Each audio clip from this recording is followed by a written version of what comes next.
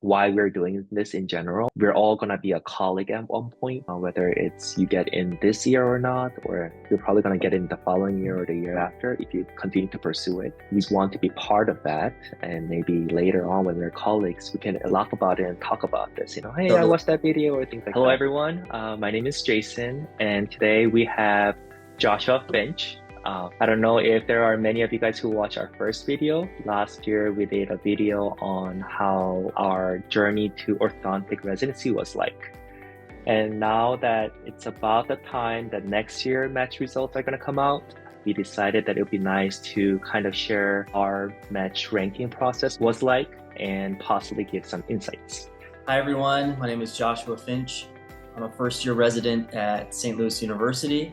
I went to Roseman with Jay, and we just graduated in April.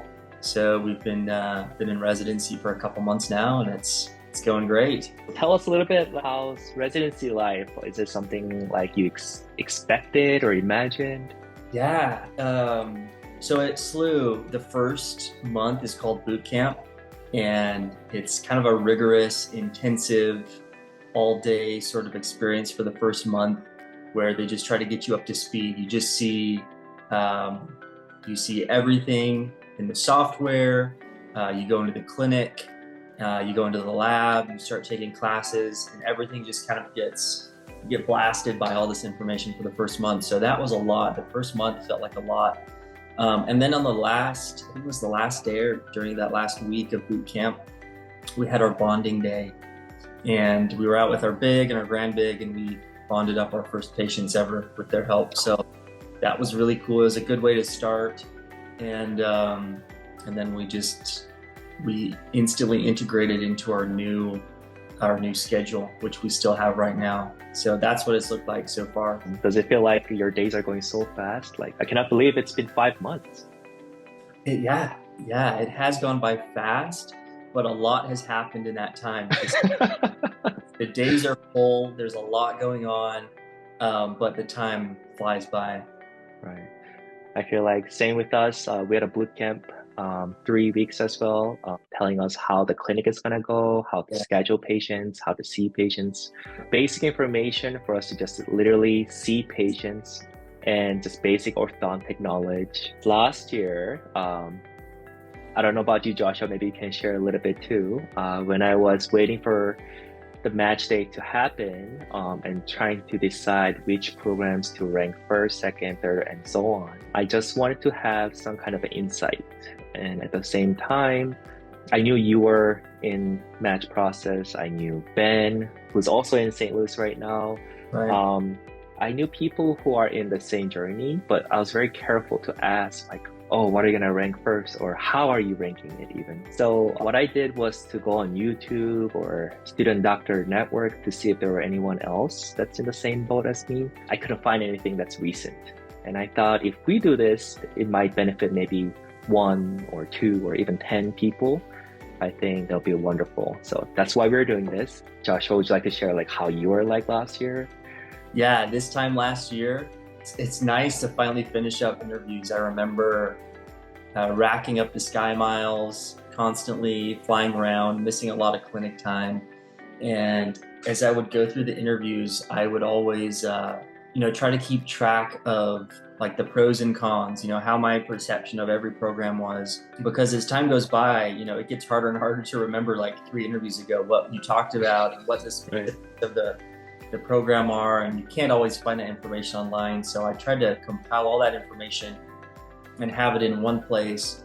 And then I was able to, after interviews were all done, I went through all that information and tried to, I had an idea of how I wanted to rank the different programs, but it was good for me to go back through that list and really weigh out, as logically as I could, what made the most sense, what seemed the most logical, what were the major benefits and maybe downsides of different programs.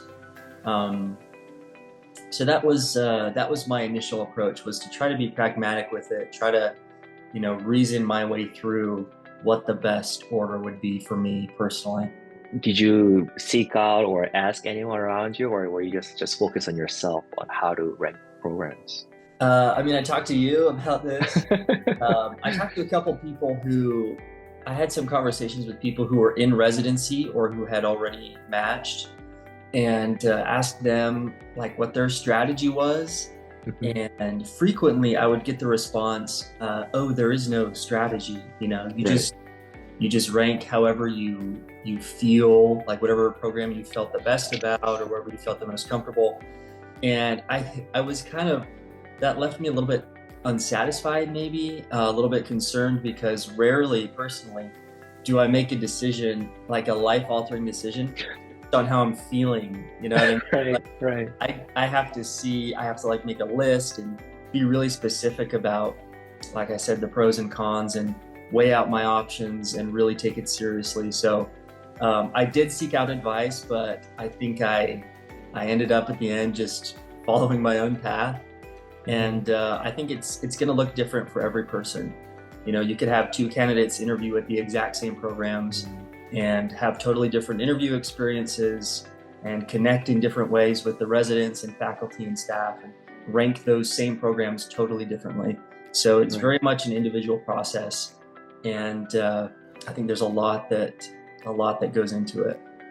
I know you have more than twice as much of interview numbers than I did.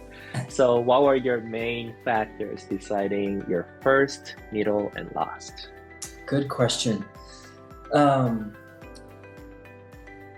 Personally, it was easy for me to know what I wanted to rank first. Like the top two or three were very easy, Mhm. because they were, for me, they seemed like a fantastic fit. They checked all the boxes, everything I was looking for. And that list of what you're looking for in a program is going to be different for every person. But I think some of the things that an applicant may want to consider would include the location, the cost, like tuition, the duration of the program, how many co-residents you'd have, the Mhm. emphasis on research, about how many starts you would have in the clinic, about how much clinic time you have versus class time. As every person kind of considers those different aspects of a program, um, and you kind of weigh those out in your mind and decide which of these is the most important to me. Mhm. It was, at least for me, it was easy to get the top couple options sorted out. Like 1 through 3 were really easy, and frankly, I would have been happy to match at any of those three. And Mhm. then also the very last one, I only had one negative interview experience the whole time. Uh-huh. And I think I was just off that day, or maybe they were off. I'm not really sure what happened there, but it was not a good interview experience. So I ranked them last, right? The Mhm. hard part for me was everything in between. All of the middle was difficult. Um, and it's important to remember that regularly people will match with, maybe their fourth choice or something. You may Right. not get your top three. Um, you might get lucky and get your top pick, or you might get your Mhm. actual last ranked program. Mhm. So the middle was difficult because, in my opinion, um, most virtually every program in America is fantastic. Mhm. You're going to cover the same content. You're going to be taught by people who have decades of experience. You're going to be Right. using the same textbooks. You're Mhm. going to take the same tests.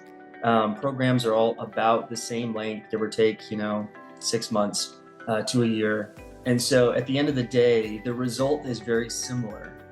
Mhm. Um, and in my mind, like, location is a big thing for people. There were, some locations I would have preferred to be at, but I believe that anyone could live anywhere for a couple of years and make it work. You know, Yes. just a couple of years, you just got to get through it. So, um, but back to the list. Yeah, the middle was difficult. There were so many programs that seemed great, and I really think I would have been just fine at any of them. Like it would have worked Mhm. out. And so I just used my best judgment and filled the middle portion as much as I could, as well as I could. But the beginning, the top, and the bottom of the list were definitely the easiest, the most straightforward for me. So now that you rank those programs in that order, and obviously you matched your first choice, and you lived 5 months of residency, all those factors that you considered, do you think you made the right choice? Like, are you happy right now, Oh, ranking absolutely, in that order? Okay. absolutely. If I could go back, in like an alternate reality, you think about this, right? Like, what would it have been like if I ranked things differently, or if I matched at a different program? How different would my life be right now?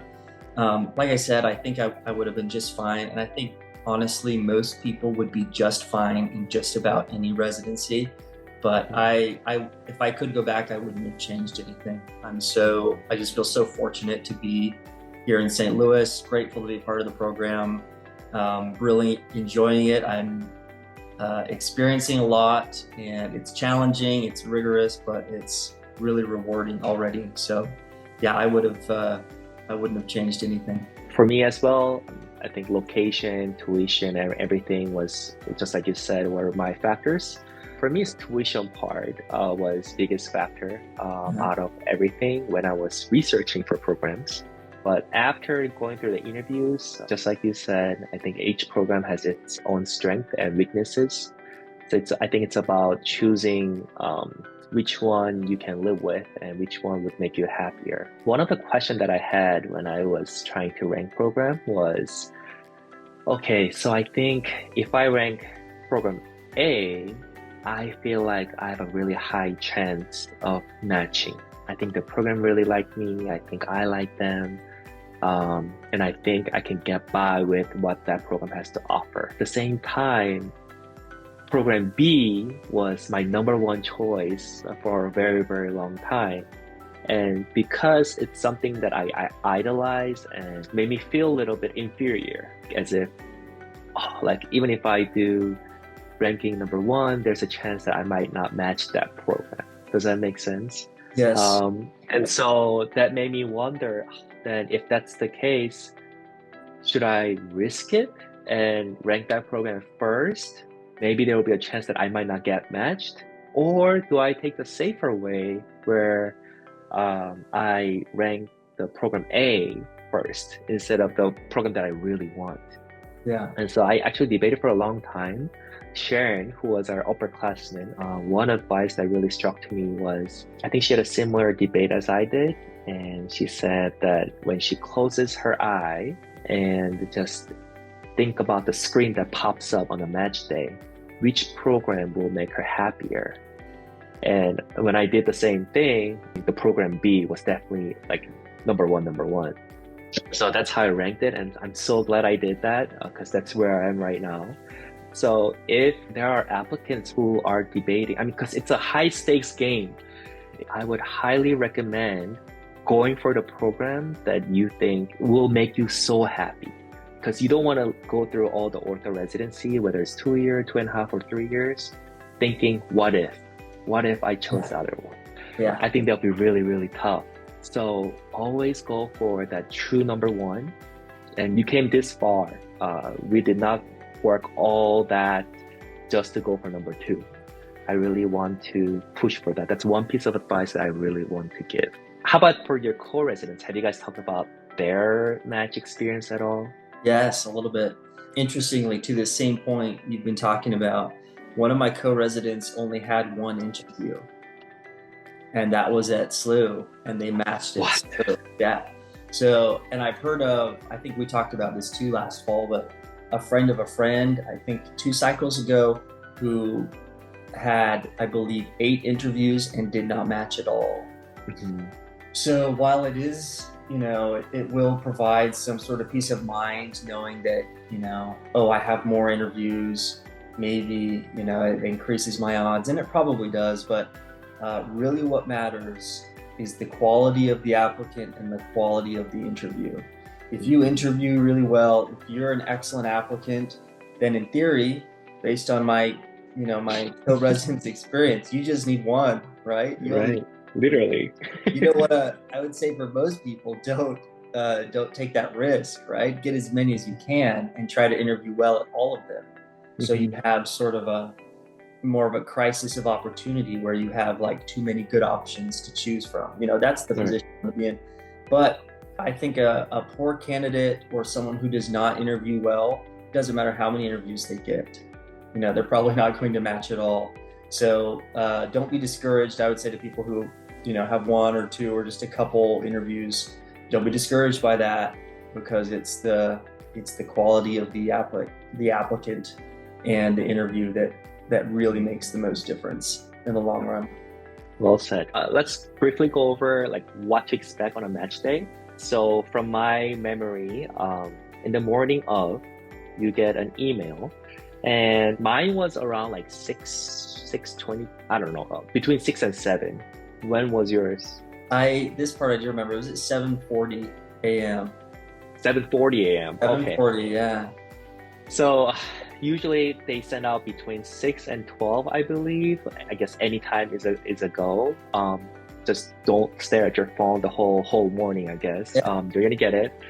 Once you open it, it says either you matched or unfortunately you did not match. And then if you did match, there's gonna be a program name underneath it. Now, for those of people who did not match, there's also another opportunity for you, which would be a post-match. But hopefully everyone who are in match get matched. So this session is coming to an end, and today we talked about how, like a brief summary of how our life is like, how or what to expect during the match day. And as ending remarks, I just want us to share like why we're doing this and some encouraging words to all the applicants. Do you have any last comments for the viewers and listeners? Yes, definitely. I remember talking to our mentor, Jay. I remember talking to Erin about this after she had matched. And she said, I was like, what is it like for you? You know, you're gone all the time interviewing, and you have this big decision to make of how you're ranking these programs. What does it all feel like? And she said, I'll never forget what she said. She said, it's been a long, lonely road, you know, kind of like a long journey, and not necessarily straightforward. But I would say that it is, hopefully content like this makes it a little bit easier for applicants, you know, because there's not a lot of content like this out there right now. But it is absolutely worth every effort. Even though it is long and challenging and you have to go the extra mile, it is more than worth it to be able to match into an orthodontic residency, any of them. You know, what a incredible privilege and opportunity we have to be able to get this education, gain this extra training, and contribute in this extremely niche aspect of dentistry in the United States. So don't give up. It is hard, but it's a short time in the long run, you know, and it's totally worth it.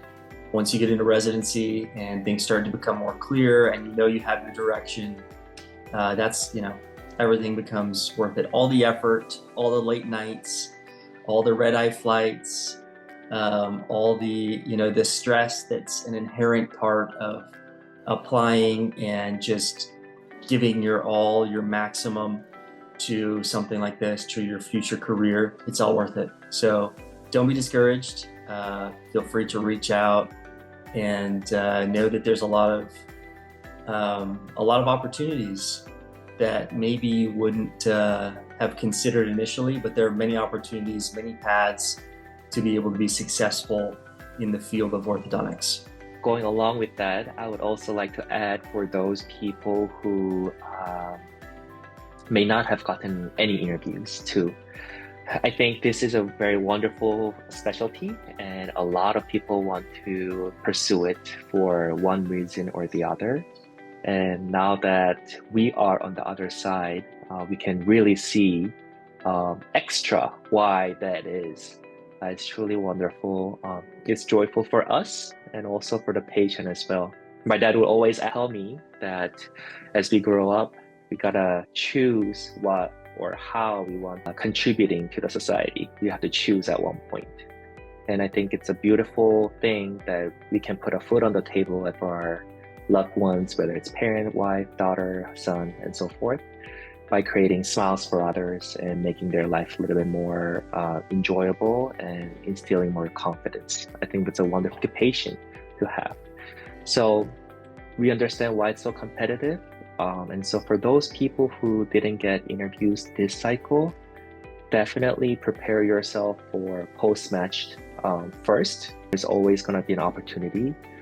And secondly, if even that is not an option for you this cycle, make sure to prepare more. You got a half more year to strengthen your application or go to the program, meet people, go to AAO, which is going to be in Philly in 2025. Attend the meeting, see people, see the residents, meet people, talk to them, see what you can do better. There's always going to be opportunity for you, so never give up. It's a competitive field. That does not mean you don't belong in it. So keep up the good work. And the reason why we're doing this in our precious time instead of studying biomechanics is because we know how it feels to be left in the dark and feeling lonely. And if this 10, 20 minute of a video could help you feel like you're not alone, I think that's a mission accomplished on both of our ends. We're going to be colleagues at one point, whether it's this year, next year, or the following year after that. We love to see you in person, meet you in person, and hear how this small video helped you feel good for 5 minutes. I don't know. That'll be wonderful for us. So keep up the good work and don't forget to have fun along the way. Okay. And so with that being said, Joshua, I think our time has ended. Good luck with your residency. I think I'm gonna see you during AAO in 2025. Yes, for sure. Yeah, and let's be a little bit more, I don't know, knowledgeable by then, hopefully. Hopefully so. So much to learn. Okay, thank you so much. I'll see you next time. Thanks, Jay. See you. Okay.